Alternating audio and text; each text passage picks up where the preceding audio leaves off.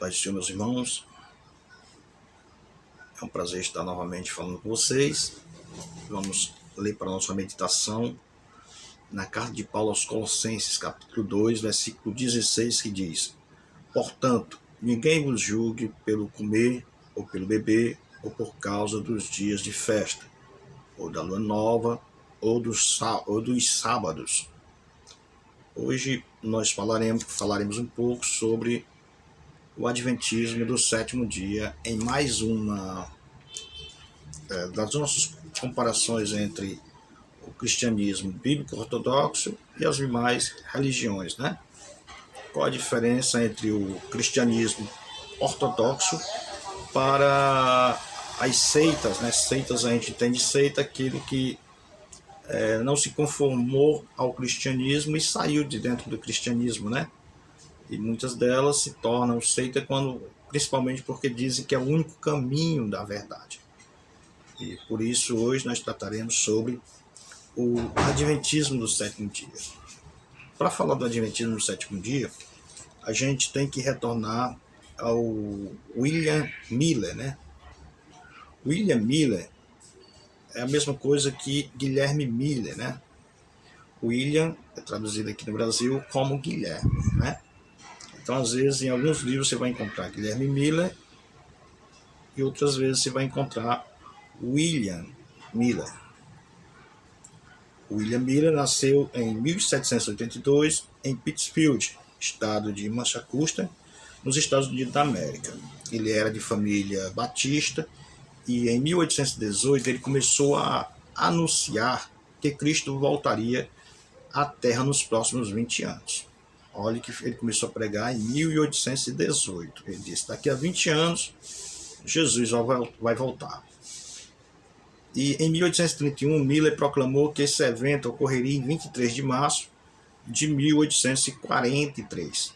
Ele tentou justificar sua profecia em Daniel 8, 13 ao 14, interpretando as 2.300 tardes e manhãs como que correspondente a 2.300 anos, a partir do retorno de Esdras a Jerusalém em 457 a.C.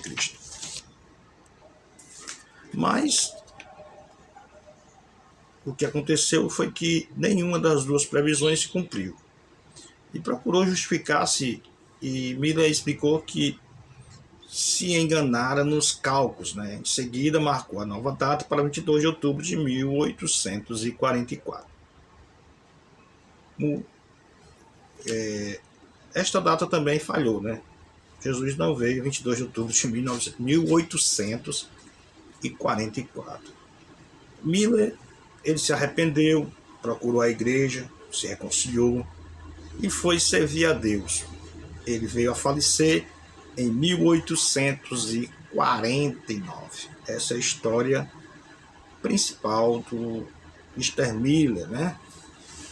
William Miller. Ele faleceu em 1849.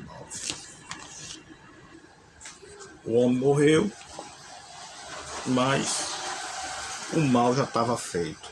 A heresia ficou, né? E como o mal já estava feito, vários grupos começaram a aparecer.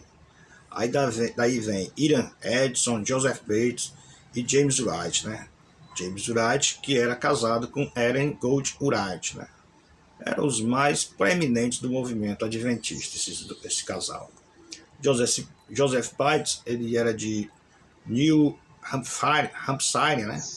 Em Washington, e ele instituiu a observância do sábado. Enquanto isto, Ellen Gold Wright ia na região do Portland, né, em Maine, ganhando notoriedade com as suas revelações e visões. Os três grupos juntaram-se e deram origem, em 1860, ao movimento conhecido como Adventismo do sétimo dia. É um resumo do que, de fato, foi o movimento adventista. Mas por que adventistas, né? Por que é esse nome? Qual a origem do adventismo, né? A palavra adventismo, ela vem do latim, adventus, que geralmente corresponde ao termo grego parousia ou vinda, né? No Novo Testamento usa também o vocábulo epifania para indicar ambos esses adventos. Quanto ao primeiro, nós vemos em 2 Timóteo 1:10. Olha o texto. E que é manifesta agora pela aparição de nosso Salvador Jesus Cristo, que aboliu a morte e trouxe à luz a vida e a incorrupção pelo Evangelho. Essa é a primeira referência. A segunda referência está em 1 Timóteo 6:14. 6:14, que diz assim: que guardes este mandamento sem mácula e repreensão até a aparição de nosso Senhor Jesus Cristo, né? Então, é como tá esses dois textos, né? Está ligado ao Adventismo. O Adventismo é o nome dessa seita religiosa. Ela se originou, como já foi falado, com o advento do nosso amigo, que eu já contei a história, de William Miller, né? Ele nasceu, eu já falei também, por volta de 1772 a 1849. O livro aqui também diz que ele era pastor batista da cidade de Nova York, né? Então ele era levado muito a sério sobre as profecias, né? Ele se dedicava a muitas profecias e tal, e através das manipulação dos dados, né? Ele apresentou aquele livro de Daniel 8 e passou a estudar sobre o livro de Daniel, e isso ele agariou muitas pessoas para segui-lo, né? Ele passou a fazer muitas conferências, começando em Dresden, Nova York, e anunciou a condenação iminente, e um grande número de pessoas converteu-se, né? Assim, uma nova seita nasceu. O espírito geral de temor provocou excessos. Como assim, João? O que foi que aconteceu? Pessoas não queriam, vendiam suas propriedades, né? E entregavam as ofertas lá para o pastor, né? Muitos abandonaram as atividades normais da vida diária. Por quê? Porque se Jesus vai voltar, para que eu vou trabalhar? Periódicos passaram a publicar, alertando o mundo a saber clamor da meia-noite. Esses são os periódicos deles, né? Sinais dos tempos e trombetas do alarme. Então, esse pessoal, eles passaram tanto a falar para as pessoas, como a colocar nos livros, né? Que era os jornais, que era a mídia da época, a mídia avançada da época, sobre os alarmes sobre a volta de Jesus. Então, muitos não queriam mais trabalhar, outros queriam trabalhar para quê? Se Jesus ia voltar nessa data que o rapaz marcou. Outros o que fizeram? Vendiam suas propriedades e davam sua igreja aos pastores, né? Aliás, davam suas rendas aos pastores, às igrejas, para que a igreja pudesse fazer com ela o que bem entendesse para melhor do reino de Deus. E esse pessoal fazia tudo isso com boa fé, né? E o certo é que não aconteceu nada, né? Ele profetizou, como já foi dito, com confiança a volta iminente de Cristo, e estabeleceu o período entre 1843 a 1844. Como o tempo do advento não aconteceu, o movimento espalhou-se rapidamente até as igrejas do Nordeste dos Estados Unidos. Quando o retorno esperado não ocorreu, né, e de conformidade com a predição original de Miller, os fiéis reuniram-se nas suas congregações locais no dia marcado, né, que era 22 de outubro de 1844, adorando e esperando a volta de Jesus. Diz que muitos corriam para os montes, muitas pessoas iam orar nos montes, foi aquele alvoroço todo na comunidade daquela época. Mas o que aconteceu foi que a grande decepção, por isso que esse dia 22 de outubro de 1844 ficou na igreja adventista como uma grande decepção, porque Jesus não voltou, né?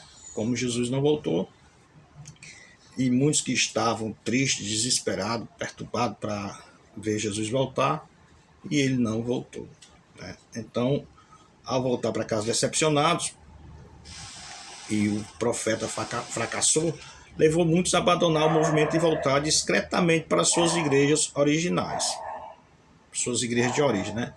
Não, fui enganado, então me juntei àquele movimento, né? Não era uma igreja ainda organizada, era só um movimento, porque para se fundar uma igreja, uma instituição, né, para poder ter corpo, ele começa através de pessoas antes, né? E muitas pessoas abandonaram isso, fizeram com que a liderança tem que fazer alguma coisa para barrar esse povo, né? Mas o povo disse, não, é mentira, porque o homem não voltou, Jesus não voltou em 22 de outubro de 1844.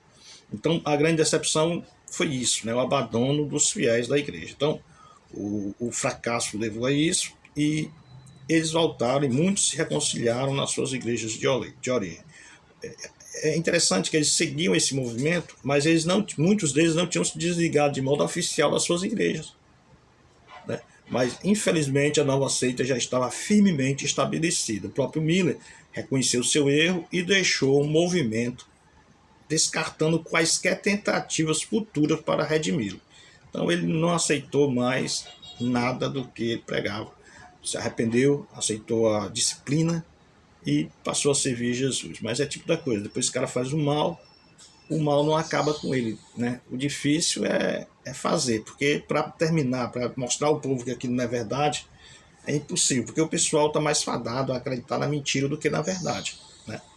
Então, uma série de novos sinais e visões, no entanto, alimentou os espíritos desanimados daqueles que abriam mão das suas esperanças adventistas. Já no próprio dia seguinte da grande decepção, Iran Edson, um líder adventista, teve uma visão que confirmou a relevância profética da data de 22 de outubro, tá errado aqui, de 1844, viu, pessoal? Não é 1934, é 1844, corrija aí.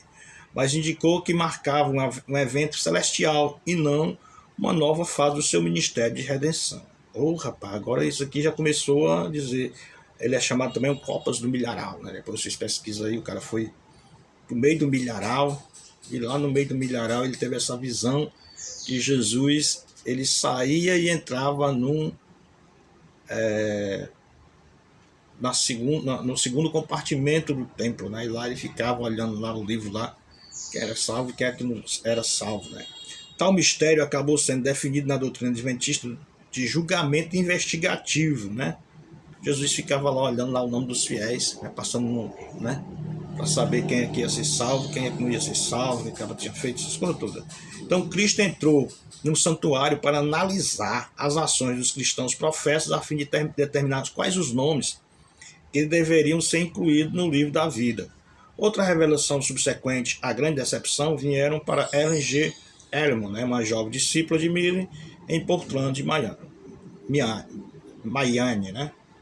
Então esse Edson, ele foi de grande serventia para que o movimento continuasse e se tornasse uma instituição. Por quê? Porque ele disse, não, na verdade Miller não errou, apenas ele interpretou a coisa errada, né? Quer dizer, o cara vai para o meio do milharal, não sei fazer o quê, e lá ele vê esse negócio lá, né? E depois a dona Ellen White também.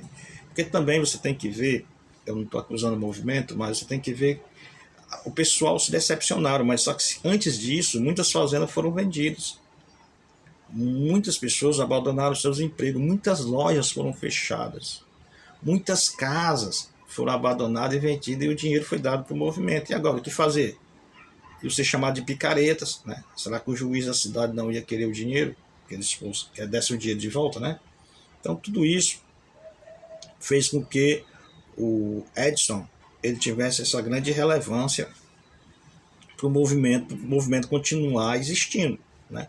E a Ellen White, com as suas profecias e visões, também deu fôlego, né, ao movimento. Sendo que o irmão William Miller, né, o Guilherme Miller, não estava mais nem aí para o assunto, porque de fato ele reconheceu o erro, reconheceu que aquilo é errado e não marcou mais nunca mais a vinda de Jesus. Ela teve rápida aceitação, a dona Ellen White, como profetisa, e seus ensinos foram aceitos como autorizados. O movimento que voltava à vida também aceitou o sabatismo e a crença de que a aceitação do sábado era marca da verdadeira igreja. A observância do sétimo dia e o ministério de Cristo do julgamento investigativo, confirmado pela revelação da senhora Ellen White, né? Elas completaram os alicerces do adventismo contemporâneo. A maior parte dos grupos adventistas também acreditam no sono da alma e no aniquilamento, né? No aniquilamento dos maus. a forte ênfase que deram aos ensinamentos do Velho Testamento também levou a uma preocupação tradicional com a dieta e a saúde. Dois grupos principais de adventistas representam o movimento hoje, a Igreja Cristã do Advento e os Adventistas do Sétimo Dia, que são numericamente predominantes. Vieram um pouco entre eles variam, né, um pouco entre si quanto à sua adesão às doutrinas acima delineadas. Os Adventistas do Sétimo Dia têm sido tradicionalmente identificados como aceito entre as igrejas cristãs. Tal classificação resulta do argumento de teólogos cristãos de que a autoridade que a igreja confere à profetisa a senhora White, né, compromete o caráter definitivo da revelação bíblica, porque os teólogos deles colocam em comparação a autoridade que está na Bíblia, a mesma autoridade da profetisa. Né? Então a profetisa tem a mesma autoridade, ou seja, ela tem a autoridade canônica. Né? Então faz esta acusação adicional. A doutrina do julgamento investigativo compromete a doutrina bíblica da justificação pela fé somente. Eleva a uma certeza de que salvação se baseia na perfeita obediência e não na fé. Nos anos recentes, porém, os teólogos adventistas do sétimo dia tendem a considerar a profetisa Sra. Ellen White sujeita a julgamento das escrituras canônicas e tem esposado o entendimento mais evangélico da justificação pela fé. Com resultado, alguns livros evangélicos, mas certamente não todos, têm começado a incluir os adventistas do sétimo dia dentro dos limites da ortodoxia. Essa divisão de opiniões quanto à posição teológica do movimento é refletida dentro do próprio grupo pelo debate teológico intensivo destas questões em anos recentes. A Igreja Adventista do sétimo dia experimentou um crescimento rápido no período depois da Segunda Guerra Mundial. Esta igreja, no entanto, ainda tende a manter isolada entre as denominações cristãs. Ela se consiste mantendo a educação das suas crianças sob próprios auspícios. Né? O adventista tem sido especialmente conhecido pelos seus ministérios de cuidado com a saúde e suas preocupações tradicionais com a dieta, incluindo a proibição do café e do chá e a defesa do vegetarianismo. Né? Estão muitas décadas na frente de outros movimentos contemporâneos nessas áreas. Né? Então, os vegetarianos pensavam que tinham achado a pólvora. Na verdade, a Igreja Adventista já tinha achado a pólvora há muito tempo, né? Sobre esse negócio de vegetarianismo. Não tome chá, não tome café, isso faz mal, né? Essas coisas aí. A centralidade dos adventos que acompanham o retorno de Cristo no pré-milenismo, que se tornou tão crítico no desenvolvimento do movimento fundamentalista e a ênfase contemporânea dada à segunda vinda iminente de Cristo nas igrejas evangélicas em geral, demonstram a contínua relevância do adventismo dentro da tradição cristã. Pronto. O adventismo dentro da tradição cristã é correto, porque todos nós esperamos Jesus a qualquer momento. A Assembleia de Deus espera Jesus a qualquer momento. Né? Outras igrejas como pentecostais, né? Falo Assembleia de Deus que é a maior, mas todas as igrejas pentecostais esperam a Jesus a qualquer momento. Né? Mas não chegaram a marcar o dia da volta de Jesus. Essa é a grande diferença. Advento é você esperar a vinda de Jesus, adventista. Agora, marcar, né? Mandar as pessoas venderem, pararem de trabalhar, pararem das suas funções, porque Jesus vai voltar no dia tal. Isso aí, graças a Deus, eu não tenho conhecimento dos nossos pastores, nem dos nossos pastores terem feito isso. Né? Então, isso é o que predomina nas nossas igrejas evangélicas. Ao contrário deles. Outra coisa, quando você faz um erro e tenta justificar com outro erro, aí vai criando uma bola de neve. Né? É como diz o salmista, né? Um abismo chama outro. Então, você tentar... O correto é quando você falha, você se arrepender como William Miller. Né? Não, eu confesso meu pecado, eu errei, pronto. Né? Mas se você tentar com o seu pecado, você tentar, como eu posso dizer assim, defender, procurar uma desculpa para o seu pecado, aí vai recorrer no erro. Né? Aí já tem um cara que tem uma visão, não, Jesus está no céu e tal, e entrou, não existe mais justificação pela fé, pelas obras agora tal, e ele está vendo quem vai ser aniquilado, quem não vai ser. Então isso tudo é o que vai deixar na pessoa um sentimento que não é bom, né? Que vai levar a um abismo maior, ao ponto de, quando você olhar, não tem mais chão para você.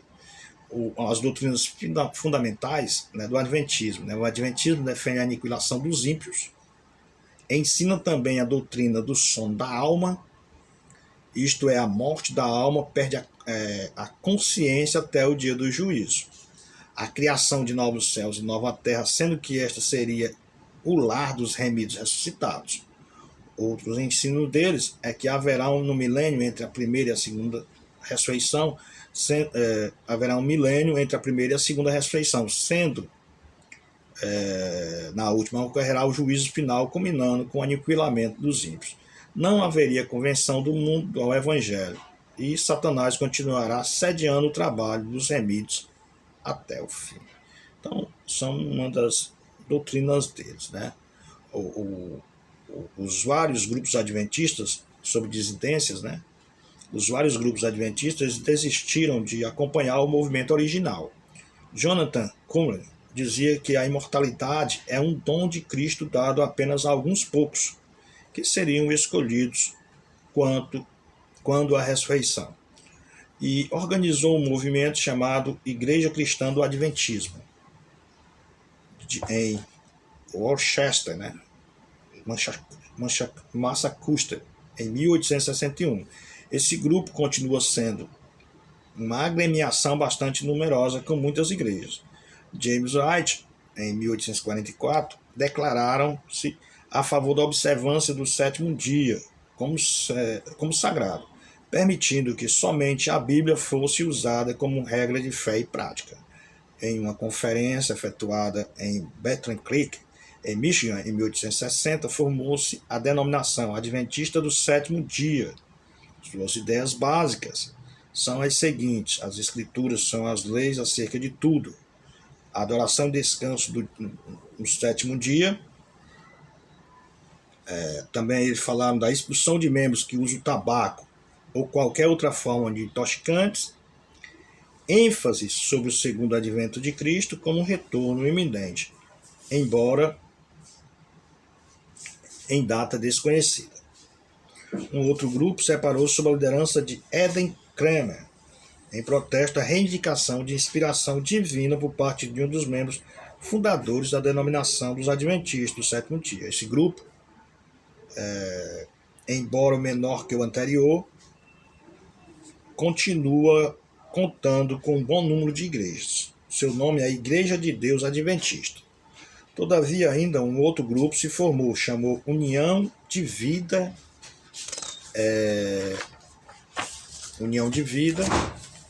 e Advento, fundada em Nova York em 1863, sob a liderança de John T. Walsh, que deixou de acreditar na ressurreição dos ímpios, terminando o milênio. Pois se ímpios serão apenas julgados para logo serem aniquilados, porque ressuscitariam. Né? Esse grupo tem continuado pequeno até hoje. Finalmente, temos as Igrejas de Deus em Jesus Cristo, que vieram à existência em novembro de 1888. Esse grupo defende todas as doutrinas adventistas originais e tem sobrevivido até nossos dias com um modesto número de igrejas. Eu queria também falar só um pouco sobre algumas crenças errôneas dos adventistas, né? Para a gente ficar situado no tempo de quem são os adventistas, né?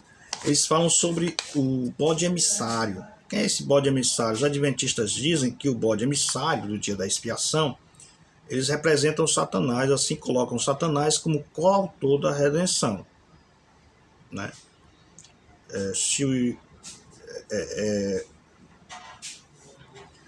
Assim colocam Satanás como coautor da... Moisés, ele prescreveu que no dia da expiação o sumo sacerdote apresente 2 bodes para o sacrifício. Levíticos 16, 5 e 10. Um deles seria imolado e o outro enviado para o deserto. O bode emissário, Azazel em hebraico, convém lembrar que os 2 bodes eram igualmente representados e não apenas um. Isso representava o sacrifício de Jesus pela expiação de nossos pecados. A Bíblia diz que foi Jesus quem levou nossos pecados. Então, nessa questão do bode emissário, eles colocam Jesus, o Azazel, né? E Satanás em pé de igualdade como coautor da nossa salvação, dizendo que Jesus sofreu pelos nossos pecados, mas depois os pecados foram colocados nas costas do Satanás, né, para eles carregar eles, né? Mas na verdade, o que o texto conta é que Jesus tanto é o bode expiatório como o emissário. Como o bode expiatório de Levíticos 16, 5 e 10, Jesus é aquele que sofreu por nós, representa o amor de Cristo pela humanidade. Ele foi imolado, é o amor. Já o bode emissário é o perdão, né? O perdão que Cristo representa simbolicamente. Você tem que ler a Bíblia, os textos simbólicos você tem que ler como simbólicos, e os literais você tem que ler como literal. O bode era literal, mas o significado dele é o que importa, né? Representava o que? A expiação de Jesus Cristo, o amor de Jesus Cristo. O bode que ia ser imolado representava o amor de Jesus Cristo a ponto de dar a sua vida por nós, seres humanos. Já o bode emissário, que era solto, né, que o sacerdote era como se levasse os nossos pecados, significa o perdão, né? Representando que Jesus ele afastou o pecado da vida daqueles que o aceitaram como Salvador de suas vidas. Então, o Jesus ele é representado tanto como um bode expiatório, que era o bode do perdão, aliás, o bode do amor, como pelo bode emissário, que representava o perdão, o afastamento dos nossos pecados. Jesus ele afastou os nossos pecados de nós, através do quê? Através do seu amor, através da sua morte, através do seu procedimento na cruz do Calvário por nós. Então, esse negócio de dizer que o Azazel é Satanás, isso aí é pura falácia, né? E por que eles dizem isso? Não, porque na literatura hebraica do século II ao século I depois de Cristo, apresenta os apócrifos com Azazel sendo um demônio, né? Aí eles levaram isso para a literatura deles, né? Mas uma é que a literatura apócrifa de Israel não tem nada a ver com os escritos canônicos. O que vale para nós é o que a Bíblia diz e não o que os apócrifos, o que Talmud, o que não sei lá quem diga. Para nós o que importa é a Bíblia Sagrada. Então a Bíblia diz isso. E se nós vermos João 1:29, vamos ver o que diz João 1:29. Olha o que diz. No dia seguinte, João viu a Jesus que vinha para ele e disse: Eis o Cordeiro de Deus que tira o pecado do mundo. Jesus levando o pecado nas costas. Né?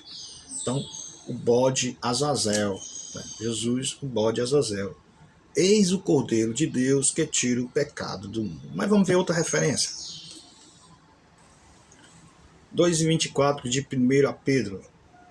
1 de Pedro 2:24 diz assim: levando ele mesmo em seu corpo os nossos pecados sobre o madeiro, para que, mortos para os pecados, pudéssemos viver para a justiça e pelas suas feridas fostes sarados. Levando o bode Azazel novamente, levando o bode emissário novamente, levando os nossos pecados, né? Mas vamos continuar na mesma carta de 1 Pedro, capítulo 3, versículo 18. Porque também Cristo padeceu uma vez pelos pecados, o justo pelos injustos, para levar-nos a Deus, mortificado na verdade na carne, mas vivificado pelo Espírito. Então, meus bons alunos, né, meus bons colegas, amigos, a gente vê através de Pedro e através de João que Jesus carregou os nossos pecados. Né? Então, a gente vê que Jesus, aquele bode Azazel, ele representava o perdão de Deus, o afastamento dos nossos pecados, né? Porque era impossível que nós mesmos, através de nossas obras, afastássemos os nossos pecados. Então, quem afastava os pecados nossos? O bode Azazel, Jesus, né?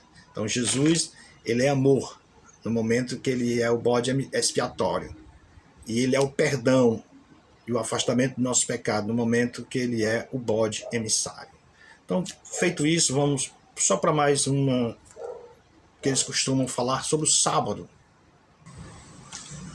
A gente pode dizer que a questão não é o sábado em si mesmo, mas o fato de que não estamos debaixo do antigo concerto. Hebreus 8, 6 ao 13 fala sobre isso.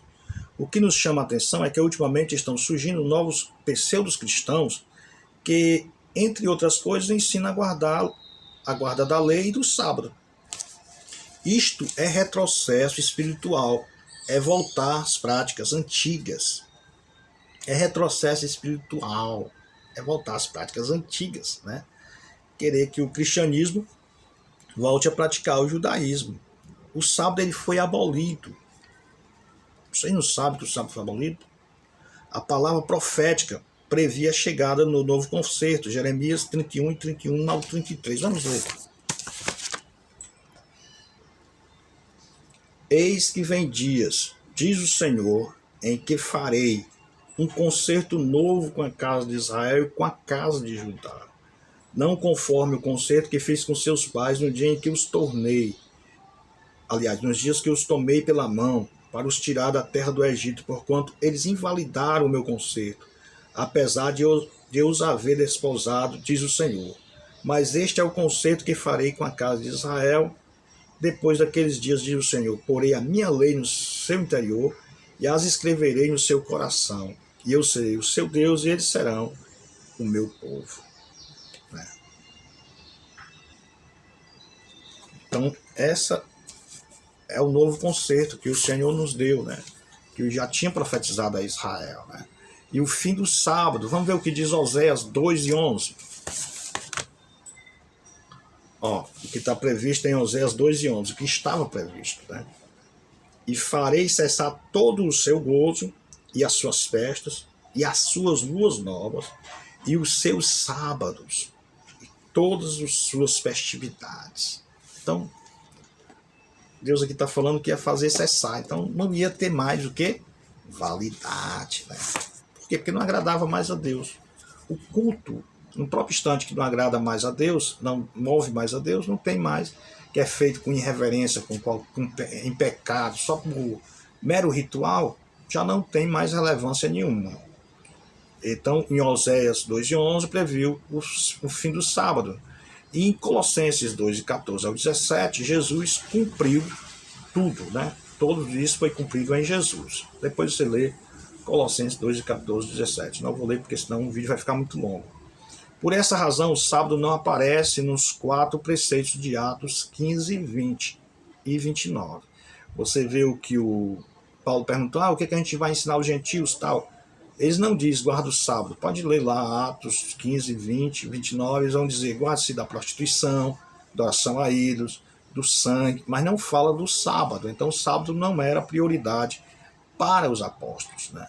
O texto de Colossenses 2, 16 e 17 deita por terra todas as teses dos adventistas do sétimo dia. Colossenses 2, 16 e 17. Diz o texto sagrado: portanto, ninguém vos julgue pelo comer, pelo beber, por causa dos dias de festa, da lua nova, ou dos sábados, que são sombra das coisas futuras, mas o corpo é de Cristo. Né? Então, Paulo já fala tudo já. Vocês não... Então, meus bons amigos, o sábado cerimonial, né? Os adventistas afirmam que os sábados mencionados em Colossenses 2,16 é cerimonial. As festas judaicas eram anuais, mensais ou luas novas, pois as luas novas aparecem a cada 28 a 30 dias, né? E com elas se principia um novo mês, um mês lunar. E semanais, né? Mas, 1 Crônicas, Ezequiel 45:15. Veja que o texto diz: por causa dos dias de festa, ou da lua nova, ou dos sábados, né? O sábado cerimonial anual já está incluído na expressão dias de festa, que são festas anuais, lua nova, mensais e sábados. Festa semanal, né? No versículo seguinte, o apóstolo diz que são sombras das coisas futuras, mas o corpo é de Cristo, Colossenses 2,17. Isto é, são figura das coisas futuras que se cumpriram em Jesus. Foi por isso que Jesus afirmou ser Senhor do sábado em Marcos 2,28. Aí eles dizem, não, mas foi Constantino que mudou, né? Geralmente eles usam a figura do Constantino para constranger os crentes a dizer que o cristianismo foi obra do Constantino, né? E não de Jesus Cristo. Ora, Constantino e o domingo. Dizem que o imperador romano Constantino, ele trocou o sábado pelo domingo. Isto não é verdade, né? A palavra domingo, por si só, significa dia do Senhor, porque foi nele que Jesus ressuscitou. Marcos 16:9. O primeiro culto cristão aconteceu no domingo. João 20, versículo 1. E o segundo também, João 20, 19 e 20. Os cristãos se reuniam no primeiro dia da semana, Atos 20, verso 7. Assim, essa prática foi se tornando comum, sem decreto e sem imposição. Foi algo espontâneo. Constantino apenas confirmou uma prática antiga dos cristãos. Então, geralmente tem leis que é formada assim, né? Como é que é formada uma lei? A prática diária faz com que aquilo seja um hábito, né? Como se torna um hábito, então se torna comum, né? Não precisa de uma imposição. O que eles dizem foi que Constantino impôs o sábado e tal. Não, a gente viu nesses textos, né, que a igreja já estava acostumada a se congregar nos dias de domingo para o culto, né? Então, por isso que Constantino só declarou um feriado aos domingos, né?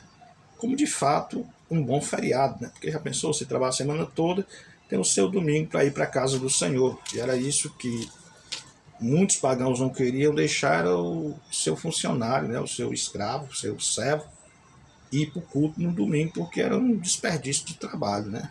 Por isso que um historiador cristão, ele escreve que os cultos da manhã, matinal, geralmente era 5, 4 horas da manhã, antes de começar o dia, porque quando começava o dia, o servo já tinha que ir para os seus afazeres, né?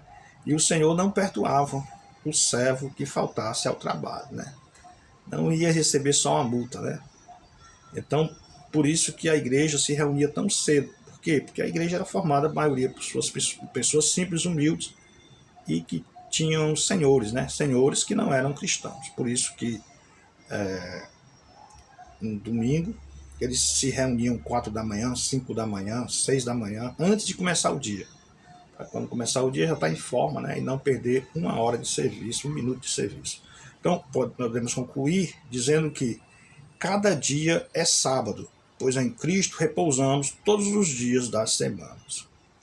Hebreus 4:11 fala sobre o repouso verdadeiro, repousar, né?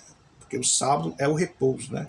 Então, todo dia da semana, a igreja repousa, porque repousa em Cristo, né? Cristo é o que nos dá repouso na alma, né? E a palavra hebraica para domingo é Yom Rishon, que significa dia primeiro. Né? Os adventistas negam ainda a existência do inferno, a imortalidade da alma, sobre a doutrina do sono da alma, tal. E a gente vai parar aqui, porque senão vai ficar muito longo o nosso vídeo, né? Mas são doutrinas principais. A gente tocou em duas doutrinas dele, mas existem várias outras doutrinas que eles ensinam que é hetero-ortodoxa, que a gente chama. É contrária às escrituras da Bíblia Sagrada. Aliás, é contrária aos ensinos das escrituras sagradas, da Bíblia, né? Então Deus abençoe a todos vocês. Os que chegaram até aqui, obrigado. Não deixe de deixar o seu like, né? O seu comentário para o próximo vídeo. Deus abençoe a todos vocês. Amém.